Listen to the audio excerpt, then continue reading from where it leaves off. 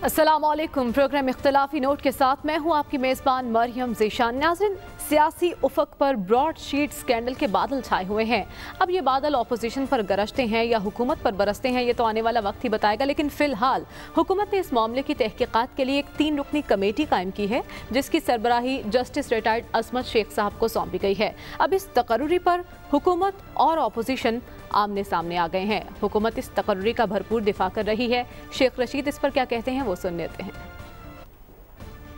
Broad sheet आइंदा election में सबसे पनामा के बाद पनामा प्लस पनामा 2 होगा। आइंदा इलेक्शन में ब्रॉड शीट से जो कुछ निकलने जा रहा है वो इनको लपेट में लेगा। इसलिए मैंने मरियम साहबा से कहा था कि आप इसको पढ़ लें। अब ये एतराज़ करेंगी इसकी कमेटी पे। शेख अज़मत बड़ा नाम है, अब वहाँ जस्टिस क़य्यूम तो नहीं लग सकते जी। नून लीग क्यों तहफ़्फ़ुज़ात का इजहार कर रही है वो भी सुन लेते हैं।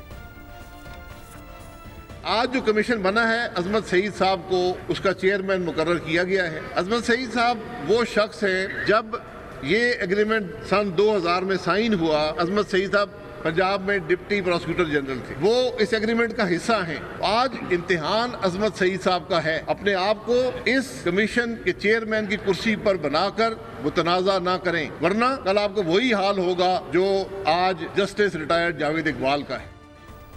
इसी मामले पर बात करने के लिए हमारे साथ मौजूद हैं वफाकी वज़ीर इत्तलात शिबली फराज साहब। शिबली फराज साहब, तहकीकात शुरू होने से पहले ही कमेटी के सरबराह मुतनाज़ हो गए हैं। इंक्वायरी आगे कैसे बढ़ेगी? अगर इंक्वायरी आगे बढ़ती भी है तो क्या अपोजिशन नताइज और रिपोर्ट तस्लीम करेगी?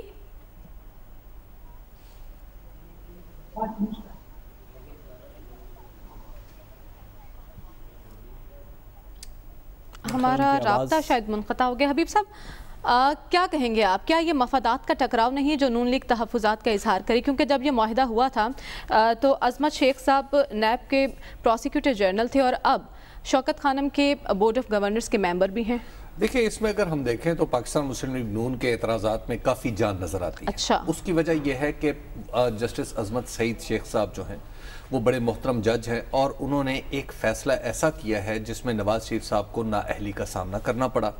उसी फैसले के नतीजे में फिर जो केस नैब कोर्ट में गया, जिसके ऊपर एक जज साहब, सुपरवाइजिंग जज साहब भी लगे हुए थे, उसमें उन्हें सज़ा भी हुई। और नवाज शरीफ का एक पॉलिटिकल मौक़िफ़ जो 2018 के इलेक्शन में था वो यही था कि ये फैसला एक तो मुनासिब नहीं है और दूसरी बात यह है कि जो इन जजेस के ऊपर उन्होंने बहुत सारा अदम एतमाद का इजहार भी किया था और उसके साथ साथ फिर जो फैसला बाद में आया अरशद मलिक वाला, तो उसके अंदर भी हमने बहुत सारी चीजें देखी।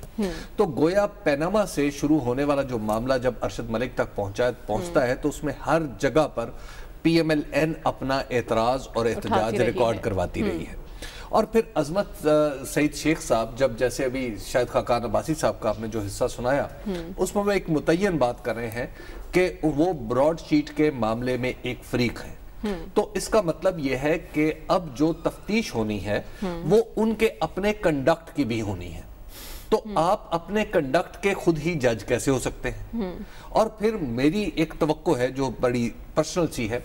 मैंने अज़मत सईद शेख साहब की अदालत में बहुत वक्त गुजारा, खासतौर पर पनामा केस में, उसको सुना उनको, और जिस अंदाज से वो अदालत कंडक्ट करते हैं और जो जिसे कहते हैं ना जज इन हिम, वो जो जस्टिस इन हिम है, मुझे लगता है कि उसका तकाजा भी है कि वो इस जो उन्हें ये जो सौंपा जा रहा है ये काम, वो इससे माजरत कर लें।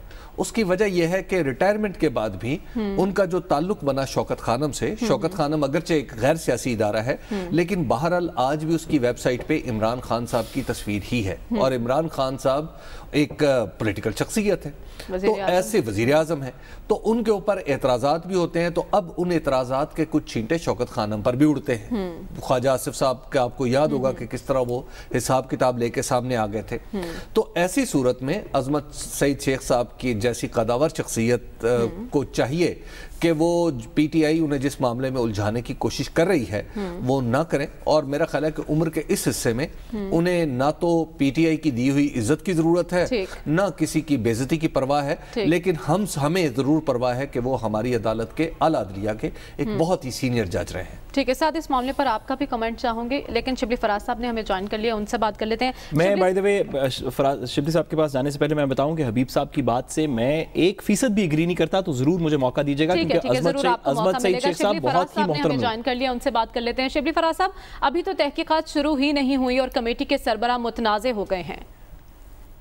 اچھا دیکھیں، بات یہ ہے کہ متنازع تو اس لیے ہونا تھا جو کہ جو لوگ آج ٹی وی پہ آ کے اور مختلف وضاحتیں دے رہے ہیں کہ یہ پروسیکیوٹر جنرل تھے یا یہ شوکت خانم کے ممبر ہیں، اگر ان کو یہ چاہتے ہیں کہ ہم ان کو ہٹا کے اور ملک قیوم کو لگا دیں تو وہ ہوگا نہیں، کیونکہ دیکھیں ان کا مقصد اصل کیا ہے۔ اصل مقصد یہ ہے کہ جو حقائق ہیں وہ سامنے نہیں آئے، کیونکہ اس میں سارے پہ ان کی جو گناہوں پہ انہوں نے اپنے جو پردہ ڈالا ہوا تھا وہ فاش ہو گیا ہے۔ اور دوسری بات یہ ہے کہ ہمیں اس سے کوئی غرض نہیں ہے کہ کون اس کو انویسٹیگیٹ کر رہا ہے، فیکٹس تو سامنے آ گئے ہیں۔ اب ہم نے جو ہے تو اس کا تعین کرنا ہے کہ کون کون وہ کردار تھے جو کہ اس پورے ڈرامے میں انوالو تھے، جس نے ایک سیکنڈ مجھے بات تو کر لینے دیں مجھے۔ وہ یہ ہے کہ اس میں سارے وہ لوگ جنہوں نے کہ اس ملک کو نقصان پہنچایا، ابھی اپوزیشن کے پاس کیا، ان کے پاس نہ شرم ہے نہ حیا ہے کہ یہ بجائے اس کے کہ آ کے اپنے گناہوں کا ایک ثبوت دیں، کوئی اپنے آپ کو کلیریفیکیشن کریں، انہوں نے یہ کبھی ججز پہ کمپلین کر دیتے ہیں، کمیٹی ان کی مرضی کی بنائے۔ یہ تو ان کی عادت رہی ہے کہ ان کو ہمیشہ اپنی پسند کے ججز چاہیے، ملک قیوم جیسے ان کو ججز چاہیے اور فیصلے ان کو اپنی منشا کے مطابق چاہیے، تو یہ اس کو کنٹروورشل اس لیے بنا رہے ہیں اور کوئی وجہ نہیں ہے۔ جی بولیں آپ۔ شبلی فراز صاحب، سرمد جلال عثمانی صاحب کا نام آپ کو یاد ہوگا، جب پیناما کیس آیا تھا تو اس وقت ان کو نومینیٹ کیا تھا حکومت نے کہ پیناما کی انویسٹیگیشن کر لیں۔ اس وقت پاکستان تحریک انصاف کا موقف تھا کہ ہم ایسا نہیں ہونے دیں گے، سپریم کورٹ کو اس میں انوالو ہونا چاہیے۔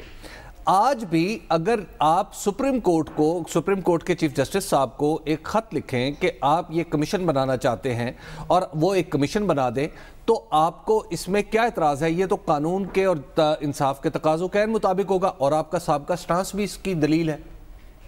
نہیں، لیکن اس میں کیا ایشو ہے کہ اگر ایک پرائم منسٹر نے ایک کمیٹی بنا دی ہے منسٹریل کمیٹی کی ریکمنڈیشن پہ، جس کے ایک اسٹیبلش ٹی او آرز ہیں، مقصد تو یہ ہے کہ ہم نے حقیقت کو پہنچنا ہے، کیوں متنازع بنا دیا جاتا ہے ایک ایسی سچویشن میں جہاں کہ پتہ ہے کہ ایک زیادتی ہوئی ہے ملک کے ساتھ اور اس کو انویسٹیگیٹ کرنا ہے، اور اس میں کوئی ہمیں چیزیں انوینٹ نہیں کرنی پڑیں گی، اس میں کوئی کسی نے کوئی یہ فیصلہ نہیں دینا کہ اس نے وہ تو جب جو ثبوت آئیں گے سامنے، جو کردار سامنے آئیں گے، اور اس میں کوئی فرق نہیں پڑتا کہ کس کا نام آتا ہے، وہ جب ہوں گے تو اس کو شروع سے متنازع بنانے کا مقصد ہی یہی ہے کہ یہ پورا پروسیس متنازع ہو جائے۔ شبلی صاحب، یہ ہے آج بیسیکلی آپ کے وزیر نے ایسا کیا ہے۔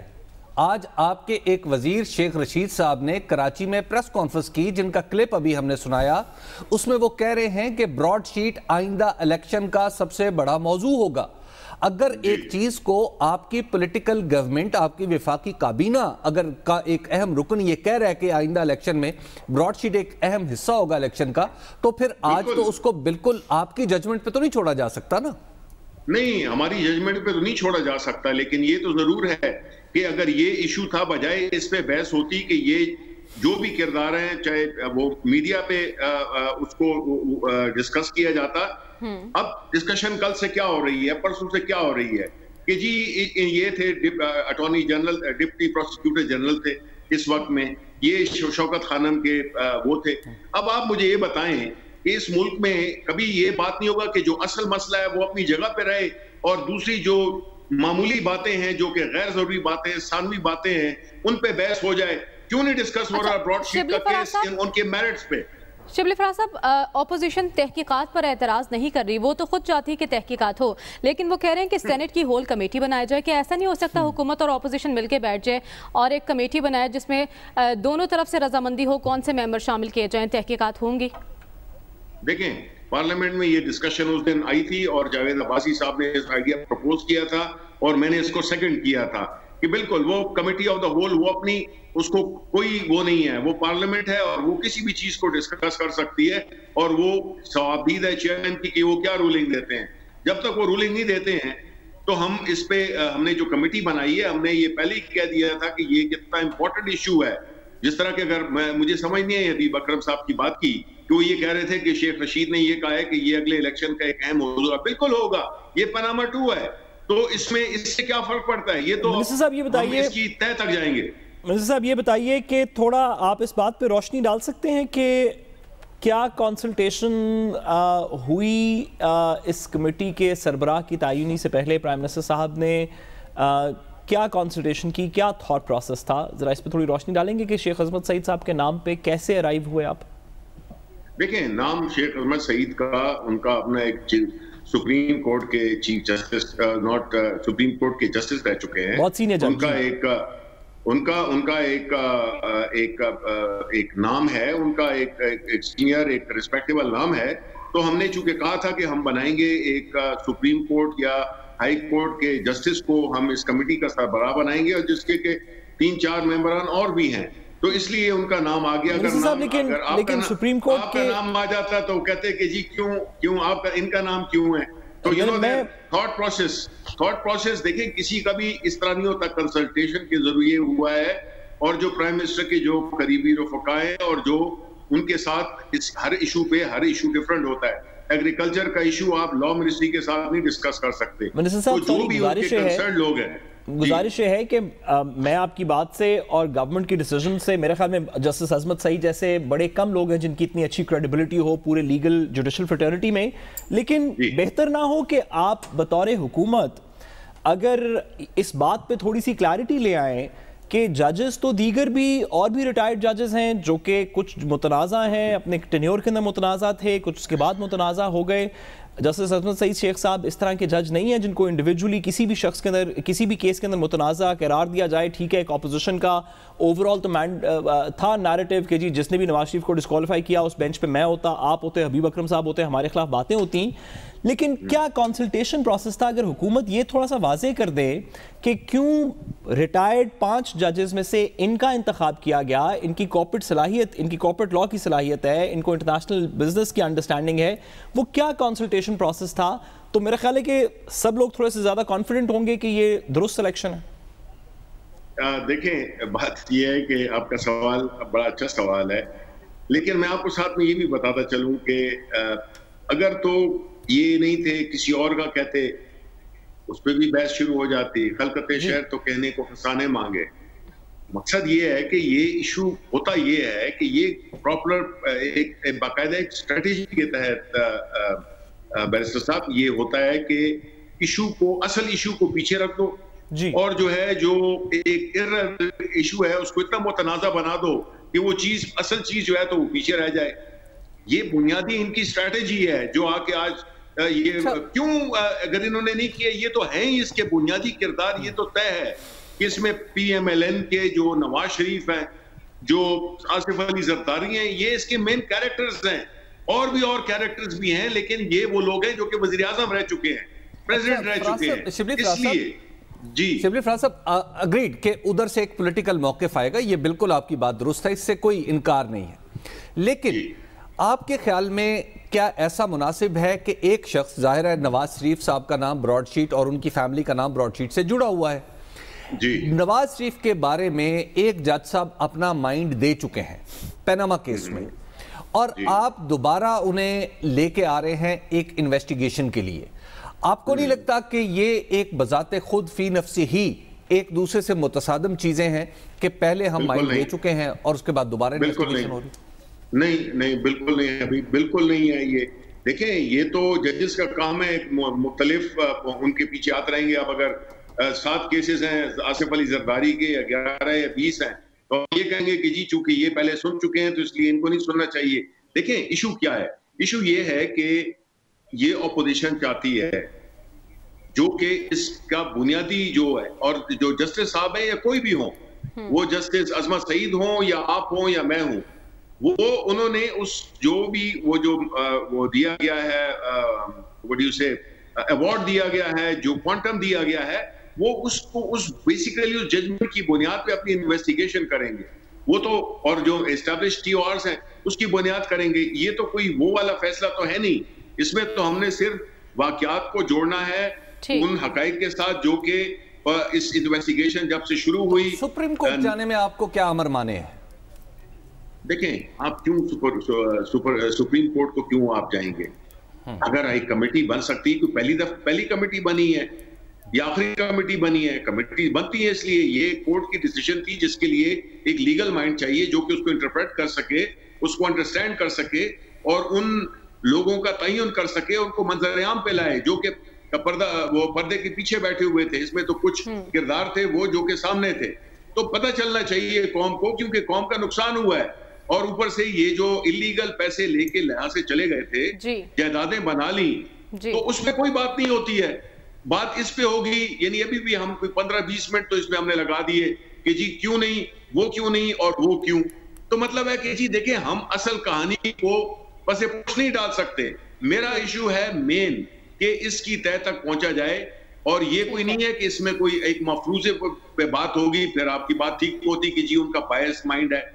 حالانکہ ججز کی ڈیسیجن ہم یہ نہیں سمجھتے ہیں کہ وہ انہوں نے بائس ڈیسیجن کیا ہے، انہوں نے میرٹ اور لا کے مطابق ڈیسیجن کی ہوتی ہے. ٹھیک ہے، بہت شکریہ شبلی فراز صاحب ہمارے ساتھ موجود تھے. ساتھ آپ کا کمنٹ اس تعیناتی پر کیا نون لیگ جان بوجھ کر متنازع بنا رہی ہے؟ اور اگر مان لیا جائے کہ کمیٹی تحقیقات کرے گی، رپورٹ سامنے آئے گی، ذمہ داروں کا تعین ہو جائے گا، سوال وہی ہے کیا لوٹی ہوئی دولت واپس آئے گی؟ جو $29 ملین کا نقصان ہوا ہے اس کا ازالہ ہوگا؟ دیکھیے لوٹی ہوئی دولت واپس آئے گی تو $1 ملین کا ایسا سوال ہے جو کہ میں جواب نہیں دے سکتا. لیکن جسٹس عصمت سعید شیخ صاحب کے ساتھ ہم زیادتی کر رہے ہیں، اس کو کوئی دو رائے نہیں. سیاست بھی اس کے اندر زیادتی کر رہی ہے، میڈیا بھی اس کے اندر زیادتی کر رہا ہے. میں بصد احترام کہوں کہ حکومت بھی اس میں زیادتی کر رہی ہے. حبیب صاحب نے جو پوائنٹس ریز کیے میں ان پہ فردن ایک دو باتیں کرنا چاہوں گا کہ میں نے نوٹ کی. لیکن حکومت کو بھی اس طرح کا دفاع عصمت سعید صاحب کا نہیں کرنا چاہیے. عصمت سعید صاحب پاکستان کی تاریخ میں، اور میں بطور وکیل کہہ رہا ہوں، عصمت سعید صاحب پاکستان کی تاریخ کے ان چند ججز میں سے ہیں جن کی کریڈیبلٹی بھی، جن کی انٹلیکٹ بھی، جن کی عدالت کا کانڈکٹ بھی، جب وہ لاہور ہائی کورٹ کے چیف جسٹس تھے تب بھی، جب وہ سپریم کورٹ میں تھے تب بھی، ان جیسا آپ ڈسپیشنیٹلی نون لیگ کے وکلا حضرات سے پوچھ لیں کہ ان جیسا کبھی اچھا جج گزرا ہے تو وہ جو بہترین 2-3 ججز کا نام لیں گے اس میں عصمت سعید صاحب کا نام ہوگا. اگر آپ کہیں کہ کارپوریٹ میٹرز میں، فائنینشل اینڈ کارپوریٹ میٹرز میں جس نوعیت کا یہ براڈ شیٹ کا کیس ہے اس میں آپ 2 یا 3 ججز بتا دیں تو میرا خیال ہے شاید سر فہرست یعنی تو دوسرے نمبر کے اوپر عصمت سعید صاحب کا نام ہوگا، شاید واحد ہوں گے. اور حکومت کو میرٹس کے اوپر ان چیزوں پہ عصمت سعید صاحب کو ڈیفینڈ کرنا چاہیے بیکاز وہ واقعی اس بات کو ڈیزرو کرتے ہیں. 2-3 باتیں حبیب صاحب نے کی، میں ذرا واضح کرتا چلوں. سب سے پہلی بات یہ کہ عصمت سعید صاحب نیب کے پروسیکیوٹر تھے ایک ایسے وقت میں جب یہ اگریمنٹ ہوا تھا. یہ عصمت سعید صاحب کو اس کا فریق نہیں بنا دیتا. یہ ایسے ہی ہے کہ ایک بندہ کہے کہ میں ایڈیشنل اٹارنی جنرل تھا اس وقت جب فیڈرل گورنمنٹ نے کسی کے ساتھ کوئی اگریمنٹ کیا تھا، تو کیا ایڈیشنل اٹارنی جنرل جو ہے وہ فیڈرل گورنمنٹ کے اگریمنٹ میں فریق ہے؟ کیا نیب کے 50 ڈپٹی پروسیکیوٹر جنرلز ہیں جو مختلف جگہوں کے اندر اپنے اپنے مقدمات کو اپنی نیب کی عدالتوں میں لڑ رہے ہیں، اگر نیب کا چیئرمین پریزیڈنٹ کی کنسنٹ کے ساتھ انگلینڈ میں ایک معاہدہ کر لے تو وہ ڈپٹی پروسیکیوٹر جنرل جو پنڈی نیب کے اندر ایک کیس مقدمہ لڑ رہا ہے وہ اس کے اندر فریق بن جائے گا؟ یہ تو بڑی عجیب سی منطق ہے. اگر اس منطق کے اوپر چلیں گے تو پھر جتنے لا آفیسرز ہیں ان میں سے کسی کو جج نہیں بننا چاہیے، کیونکہ تمام لا آفیسران نے کسی نہ کسی وقت حکومت کو ڈیفینڈ کیا ہوتا ہے. تمام ایڈوکیٹ جنرل کا دفتر ڈیفینڈ کرتا ہے، تمام اٹارنی جنرل کا دفتر ڈیفینڈ کرتا ہے. پھر وہ کیا کرے؟ کل کو جج بن جائے ان میں سے کوئی ایک جو کہ تمام اکثر ان میں سے جج بن جاتے ہیں، تو کیا کہیں گے آپ کہ کیونکہ وفاقی حکومت کے کسی وقت پہ ڈیفینڈ کرتے رہے تو وفاقی حکومت کا کیس نہیں سن سکتے کبھی؟ یہ تو ایک عجیب قسم کی منطق ہے. دوسری بات یہ کہا گیا کہ پینما کا کیس کے اندر عصمت سعید صاحب کے رول کے اوپر کہا گیا. سب سے پہلی میں گزارش کروں کہ جسٹ بیکاز عصمت سعید صاحب نے ایک مقدمہ سنا ہے اور اس کے اندر نواز شریف صاحب کو سزا دی یا ان کے خلاف ڈیسائیڈ کیا، آئی ایم شیور کہ اگر آپ عصمت سعید صاحب لاہور کے ہائی کورٹ کے چیف جسٹس رہے ہیں، اس وقت چیف جسٹس تھے جب نواز شریف صاحب کی حکومت تھی اور جب شہباز شریف صاحب کی پنجاب کے اندر حکومت تھی، عصمت سعید صاحب chief justice Lahore high court تھے.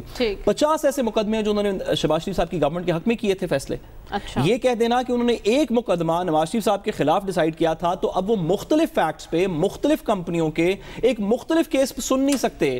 تو اگر تو یہ منطق ہے تو تمام ججز کو نکال دینا، پھر آئندہ اس ملک کے اندر کوئی کبھی جج نہیں بنے گا. کیونکہ اگر میں نے کبھی زندگی میں کسی ایک سیٹ آف فیکٹس کے اوپر ایک اپنی رائے قائم کی تھی تو کیا میں دوسری سیٹ آف فیکٹس پہ اپنی مختلف رائے نہیں کام کر سکتا؟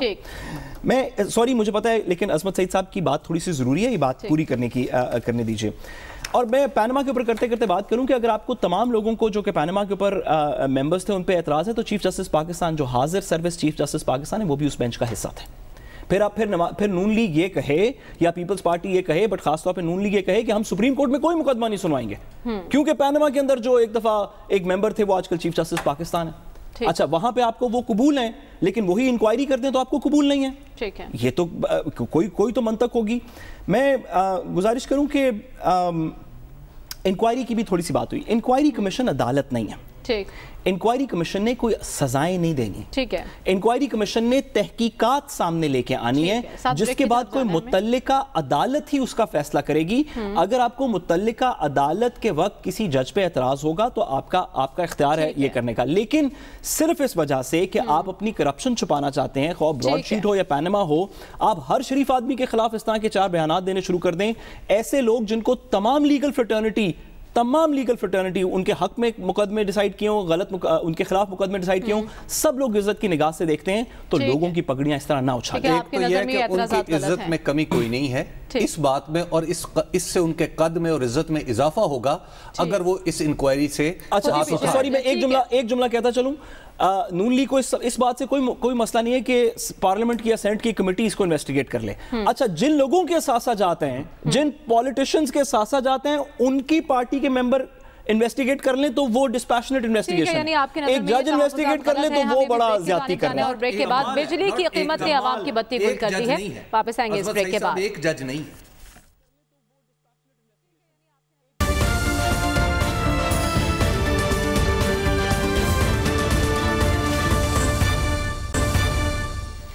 वेलकम बैक नाज़रीन। महंगाई के बोझ तले दबी आवाम अभी पेट्रोल की कीमत में इजाफे का सदमा नहीं सह पाई थी कि हुकूमत ने बिजली का झटका दे दिया। हुकूमत ने बिजली ₹1.95 फी यूनिट महंगी करने का ऐलान किया है, और ये ऐलान करते हुए वफाकी वज़रा ने क्या वजाहतें दी वो सुन लेते हैं।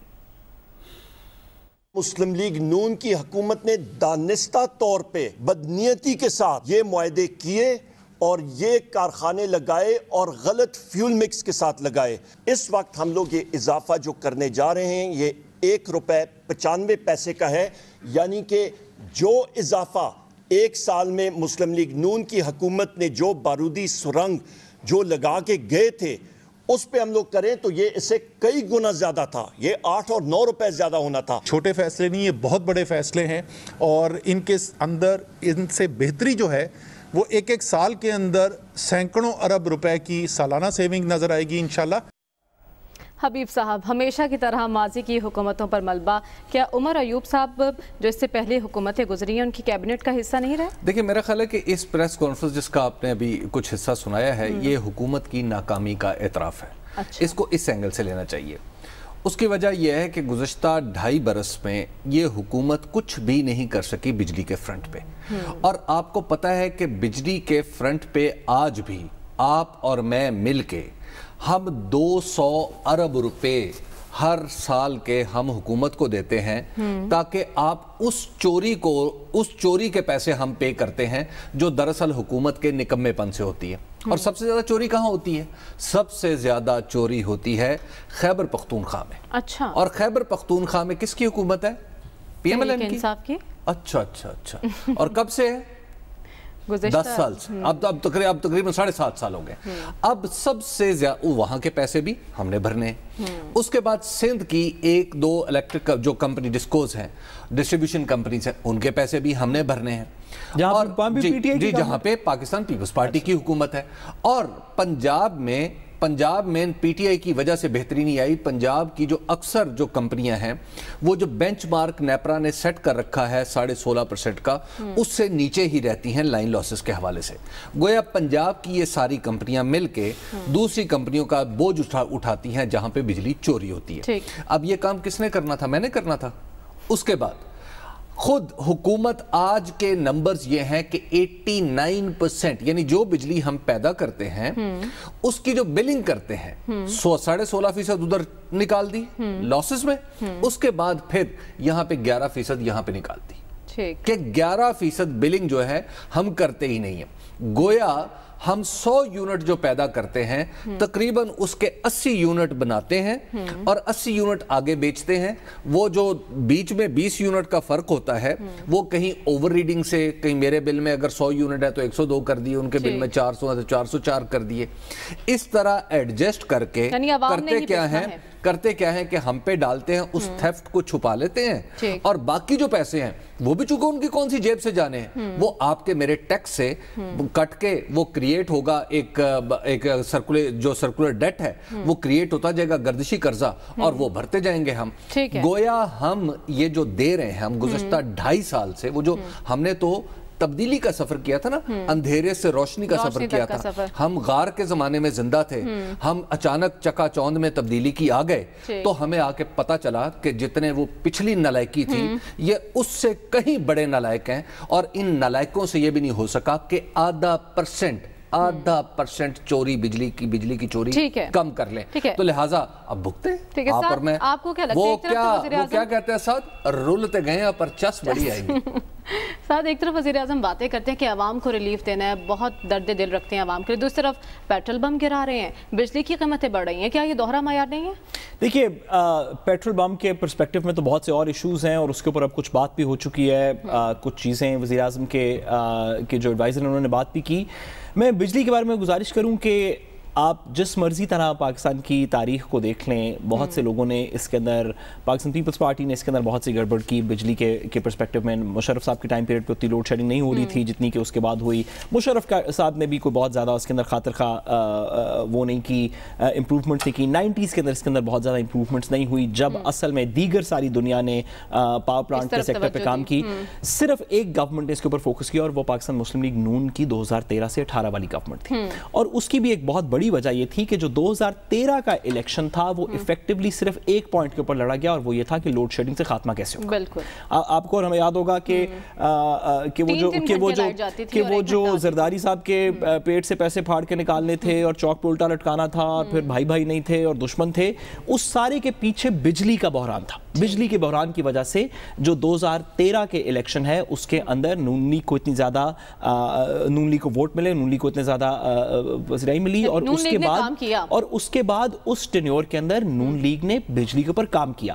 عمران خان کی گورنمنٹ جہاں پہ بہت سے اور دیگر کام شاید کر رہی ہو، فورن افیئرز کے اندر کووڈ کے لحاظ سے، صحت کے لحاظ سے، وینٹیلیٹرز بنا رہے ہیں، یہ کر رہے ہیں وہ کر رہے ہیں، لیکن بجلی کے اوپر عمران خان کی گورنمنٹ نے اس طرح کام نہیں کیا جس طرح ہم نے دیکھا کہ خواہ KESC کے معاملات ہوں کراچی کے اندر، خواہ وہ لائن لاسز کے معاملات ہوں، خواہ وہ گڈو کی چیزیں ہوں.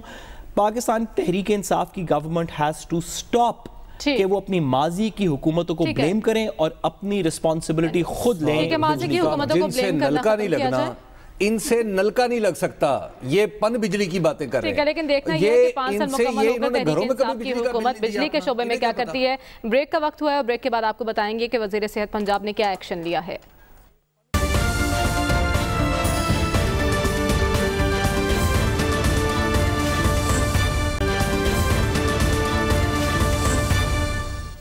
ویلکم بیک ناظرین.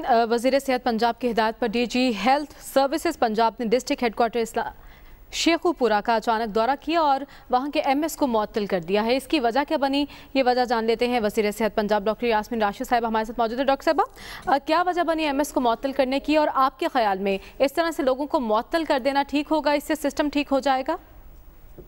دیکھیے، سب سے اہم چیز ہے کہ پہلے تو میں نے ایک سرویلنس ٹیمز جو تھی ان کو ذرا لو پروفائل پہ رکھا تھا، کیونکہ میرا خیال تھا کہ جب تک ہم جو ریکوائرمنٹس ہے ہاسپٹلس کی وہ مکمل نہ کر لیں.